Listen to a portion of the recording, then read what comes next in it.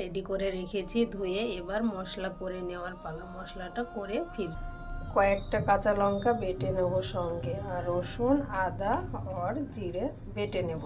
এখন মশলাটা করে আসছি। এবারে দেখুন আমি কড়াই গরম করতে দিয়ে দিয়েছি। কড়াইটা গরম হোক, ততক্ষণে আমি মাছের হলুদ লবণ মাখিয়ে নিই।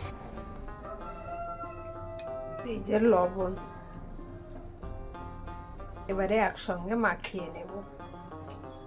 এই যে মাছে আমার নুন হলুদ মাখানো কমপ্লিট হয়ে গেছে। কড়াই গরম করতে দিয়েছিলাম, কড়াই এবার তেল দেওয়ার পারে গরম। তেলটি গরম হয়ে গেছে, এবার আমি মাছটি ভেজে নেব। মাছটি আমি লাল লাল করে ভালো করে কড়া করে ভেজে নেব। এই যে মাছটি ভাজা হয়ে গেছে, এবার আমি উঠিয়ে নেব। এই কড়াইয়ে আমি আরো একটু তেল দিয়ে দেবো এই তেলের সঙ্গে।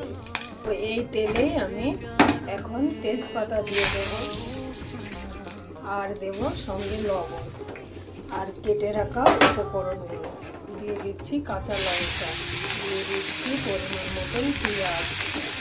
এগুলো হালকা নেড়ে ফেলে নেব। এর সঙ্গে কটা আমি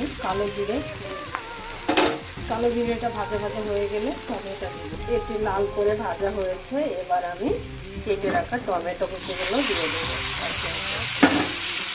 এর সঙ্গে কিছুটা হলুদ অ্যাড করব। এবারে আমি বেটে রাখা মশলাগুলো দিয়ে দেব।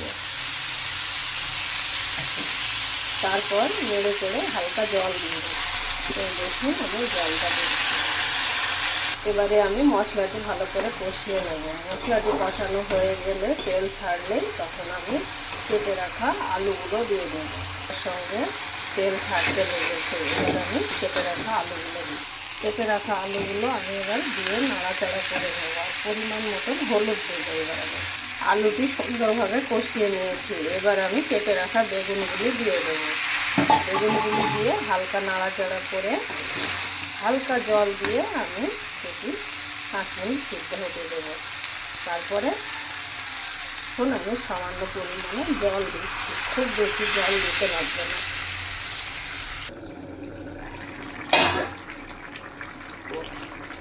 এবারে মাছটা আমি দিয়ে দেবো,